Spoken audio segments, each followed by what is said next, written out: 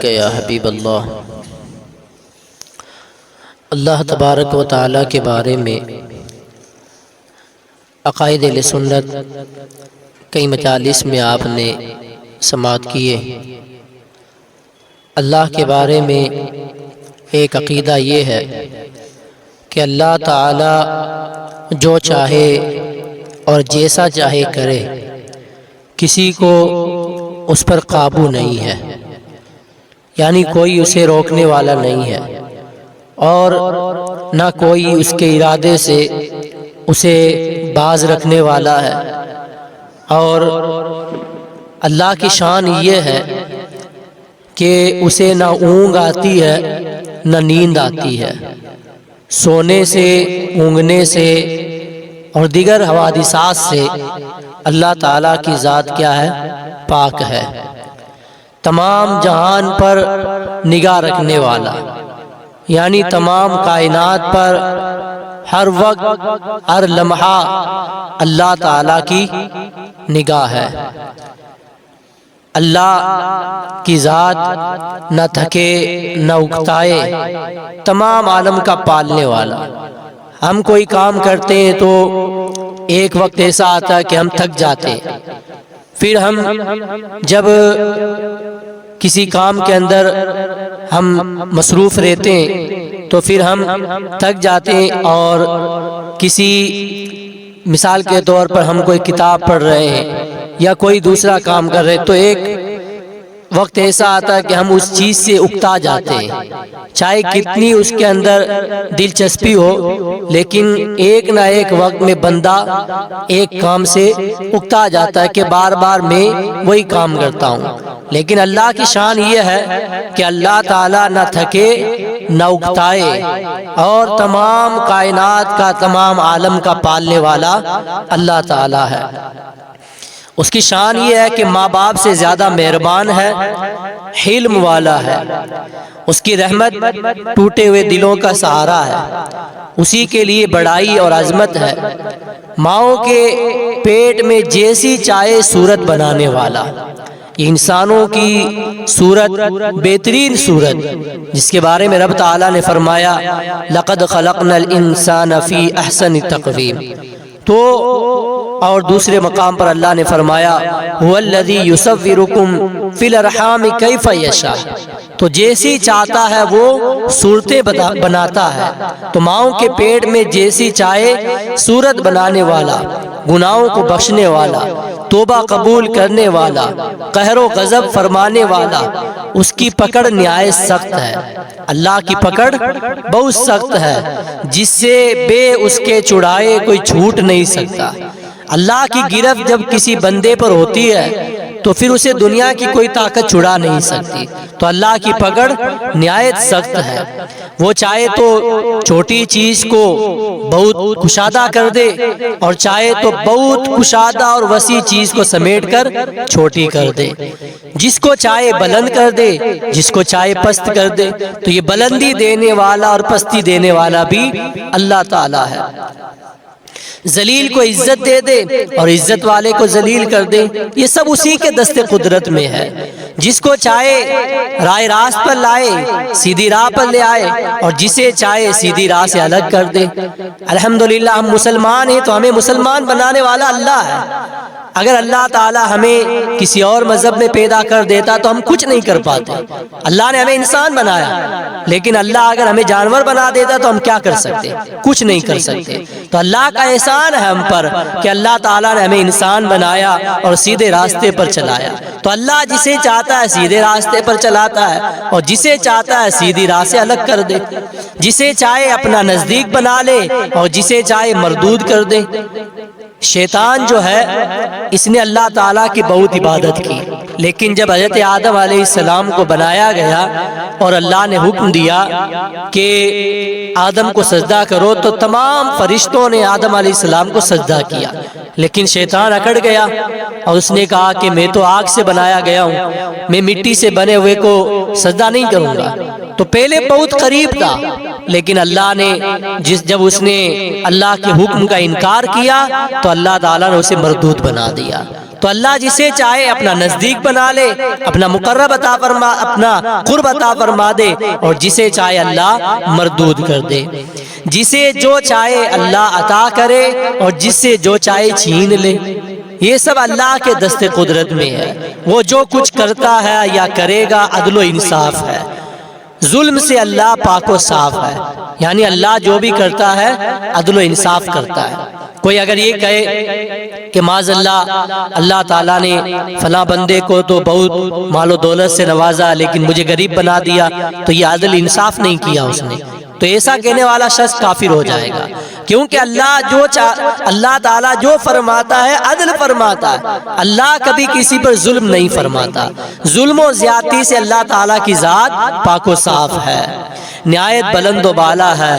اللہ تعالیٰ نہایت ہی بلند و بالا ہے، وہ سب کو محیط ہے، اس کا کوئی احاطہ نہیں کر سکتا، یعنی مکمل طور پر اللہ تعالیٰ کی ذات کو کوئی سمجھ نہیں سکتا۔ نفع اور نقصان اسی کے ہاتھ میں ہے، نفع ہوا یا نقصان ہوا یہ سب اللہ کے دست قدرت میں ہے۔ مظلوم کی فریاد کو پہنچتا ہے، یعنی جس پر ظلم کیا جاتا ہے اللہ تعالیٰ اس مظلوم کی فریاد کو پہنچتا ہے اور ظالم سے بدلہ لے لیتا ہے، ظالم سے بدلہ لیتا ہے، مظلوم کی فریاد کو پہنچتا ہے۔ اس کی مشیت اور ارادے کے بغیر کچھ نہیں ہو سکتا۔ ہم اس کے ارادے کے بغیر، اس کی مشیت کے بغیر، اللہ کے چاہے بغیر ہم ایک سانس بھی نہیں لے سکتے۔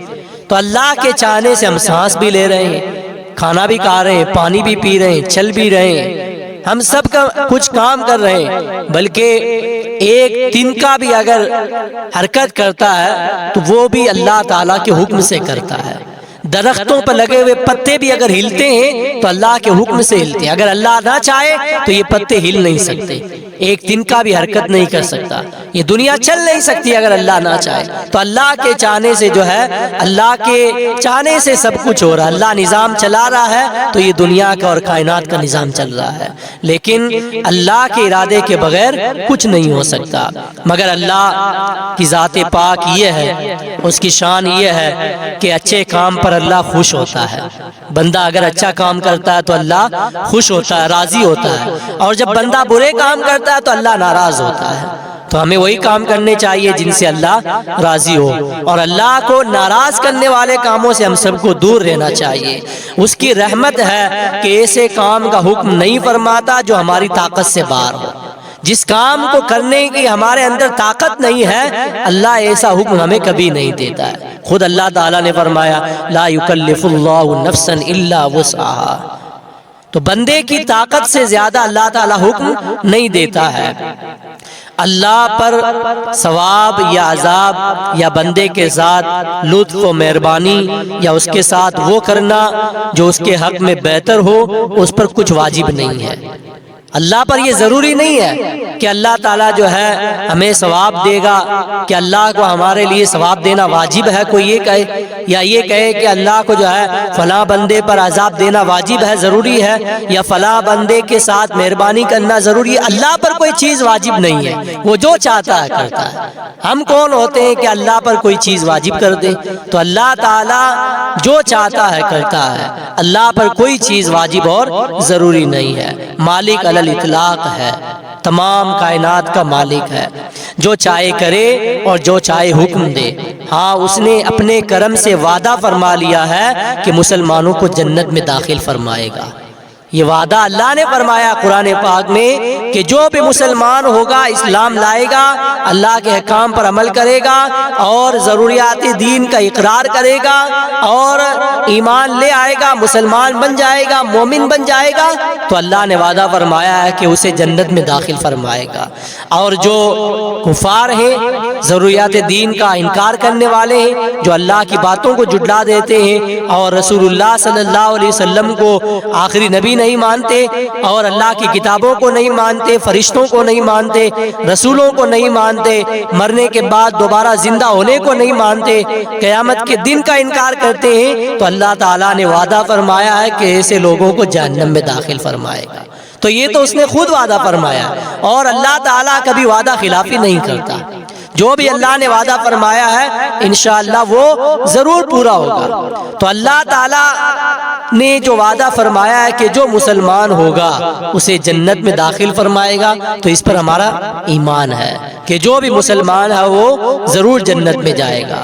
اور جو کافر ہے، جس نے اللہ کی باتوں کا انکار کیا، قرآن کا انکار کیا، تو یہ بھی اللہ کا وعدہ ہے کہ وہ اسے جہنم میں داخل فرمائے گا۔ اور اس کا جو وعدہ ہے اور جو وعید ہے وہ کبھی بدلتے نہیں۔ اللہ نے فرمایا قرآن پاک میں، لا تبدیل لکلمات اللہ، اللہ کی باتیں بدلتی نہیں ہیں، اللہ نے جو فرما دیا ہے وہ اللہ تعالیٰ فرمائے گا، تو اس کا وہ جو وعدہ ہے وعدہ پورا فرمائے گا۔ اس نے جو بھی وعدہ فرما لیا ہے کہ کفر کے سوا ہر چھوٹے بڑے گناہ کو جسے چاہے اللہ تعالیٰ معاف فرما دے گا۔ کفر کے سوا کسی بندے نے جو ہے کفر نہیں کیا، شرک نہیں کیا، لیکن بڑے بڑے گناہ کر لیے، تو اللہ کی رحمت سے امید ہے کہ اللہ تعالیٰ اسے بخش دے اور اسے جنت میں داخل فرما دے۔ لیکن اگر کوئی کفر میں مبتلا ہو گیا، شرک کر لیا، اللہ کے ساتھ کسی اور کو شریک ٹھہرا لیا، تو اب جو ہے اسے جنت نہیں مل سکتی۔ یہ بھی اللہ کا وعدہ ہے کہ اللہ تعالیٰ مشرک کو معاف نہیں فرمائے گا، جو کافر ہیں انہیں معاف نہیں فرمائے گا۔ ان کے لیے تو اللہ نے وعدہ فرما لیا ہے کہ ان کے لیے جہنم کا عذاب ہے، خالدین فیہا ابدا، اور وہ ہمیشہ ہمیشہ جہنم میں رہیں گے۔ جو مسلمان ہیں وہ ہمیشہ جنت میں رہیں گے، اور جو مشرکین اور کفار ہیں وہ ہمیشہ کہاں رہیں گے؟ جہنم میں رہیں گے۔ تو یہ اللہ کا وعدہ ہے۔ اللہ تعالی ہم سب کو مسائل شریعہ پر عمل کی توفیق عطا فرمائے اور عقائد اہل سنت پر استقامت عطا فرمائے۔ بسم اللہ الرحمن الرحیم۔ اللہم صلی علی سیدنا مولانا محمد معدن الجود والکرم وآلہ وبارک وسلم، صلاة و سلاما علیک یا رسول اللہ۔ اللہم ربنا آتنا فی الدنیا حسنة وفی الآخرة حسنة وقنا عذاب النار۔